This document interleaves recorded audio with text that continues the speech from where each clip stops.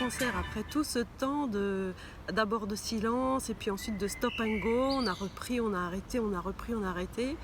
C'est assez spécial, c'est-à-dire à la fois on a l'impression d'être comme des marmottes qui sortons de notre hibernation, très contentes de revoir la lumière mais pas tout à fait sûres de encore savoir marcher.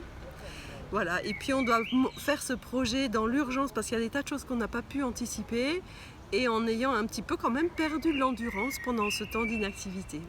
Mais avec l'énergie fabuleuse et incroyable de retrouver la vraie vie, et donc ça c'est fantastique à ressentir.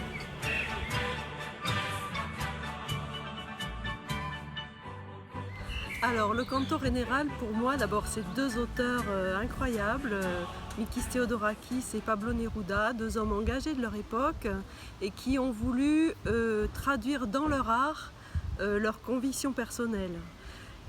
Et donc ça donne des propos qui ont beaucoup de poids et étonnamment encore de la résonance aujourd'hui. Mais je dois dire que j'aurais aussi beaucoup de choses à dire sur l'aspect musical. Si malgré tout je devais retenir un aspect de la musique de cette partition de Theodorakis, je retiendrai la façon dont il trouve un chemin entre la musique populaire et la musique savante.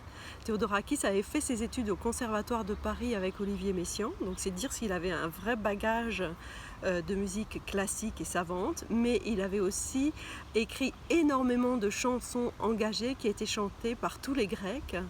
Et donc il avait cette double casquette et ça il l'a bien mise en œuvre dans cette partition en écrivant des parties chorales qui sont de sonorités populaires avec des rythmes populaires inspirés de la musique traditionnelle d'Amérique latine, d'ailleurs plutôt complexes si on les analyse avec notre regard classique.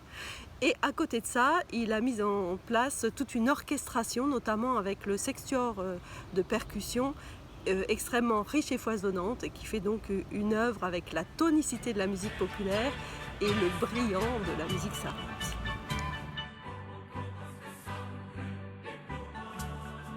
La force du collectif, c'est comme l'essence de mon moteur, c'est essentiel.